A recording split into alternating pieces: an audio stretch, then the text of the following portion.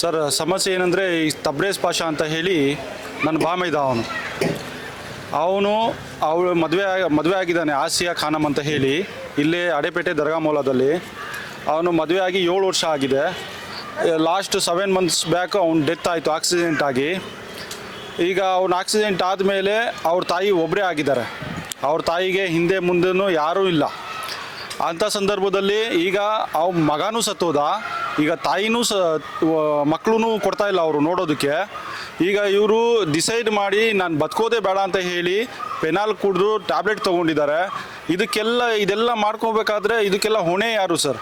ಈಗ ಅವನು ಮಕ್ಕಳು ಕೇಳಕ್ಕೆ ಹೋದರೆ ಆದಿಲ್ ಖಾನ್ ಅನ್ನೋದು ಮತ್ತು ತಬ್ರೇಜ್ ಅವರ ಮಾವ ಮಕ್ಕಳಿಗೆ ಕೇಳಕ್ಕೆ ಹೋದರೆ ಜರೀನಾ ಅವರು ತಬ್ರೇಜ್ ತಾಯಿ ಕೇಳಕ್ಕೆ ಹೋದರೆ ಅವರು ಬೈದು ಹೊಡೆದು ಕಳಿಸ್ತಾರೆ. ನಿನ್ನ ಮನೆಗೆ ಕಳಿಸ್ಬೇಕಾ ನಾನು ಅಂತ ಹೇಳ್ತಾರೆ. ಈಗ ಮೊದಲಿಂದ 6 ವರ್ಷದಿಂದನೂ ಸಾಕಿದ್ದಾರೆ ಅವಳಿಗೆ, ಆಸಿಯಾಗೆ, ಅವಳ ಮಗಳಿಗೆ, ಆದಿಲ್ ಖಾನ್ ಮಗಳಿಗೆ. ಆವಾಗ ಇಲ್ದಿದ್ದವರು ಇವಾಗ ಯಾರು ಅಂತ ಕೇಳ್ತಾ ಇದ್ದಾರೆ ಅವರು. ಸೊ ಮಗ ಎಲ್ಲ ಇದ್ದಾಗ ಚೆನ್ನಾಗೇ ಇದ್ದರು. ಈಗ ಮಗ ಅವ್ರು ಸತ್ತೋದ್ಮೇಲೆ ಅವರಿಗೆ ಕರ್ಕೊಂಡೋಗಿ 1.5 ತಿಂಗಳಿಂದ ಎಲ್ಲ ಬಚ್ಚಿಟ್ಬಿಟ್ಟಿದ್ದಾರೆ. ಮಕ್ಳಿಗೂ ತೋರಿಸ್ತಾ ಇಲ್ಲ. ಈಗ ಅವನ ಮೇಲೆ ಜೀವ ಇಟ್ಕೊಂಡಿದ್ರು ಅವರು. ಅವನ ಮೇಲೆ ಹೋಗ್ಲಿ, ಅವ್ನು ಸತ್ತೋಗ್ಬಿಟ್ಟ, ಸ್ಮಶಾನ ಆಗೋಯ್ತು ಮನೆ. ಈಗ ಅವ್ರ ಮಕ್ಳಿಗಾದ್ರೂ ನೋಡ್ಕೊಂಡು ಬದುಕಲಿ ಅಂತ ಹೇಳಿದರೆ ಅವ್ರ ಮಕ್ಳಿಗೂ ತೋರಿಸ್ತಾ ಇಲ್ಲ ಅವರು. ಏನು ಮಾಡ್ಬೇಕೀಗ? ಯಾರ ಹತ್ರ ಹೋಗ್ಬೇಕು ನ್ಯಾಯಕ್ಕೆ?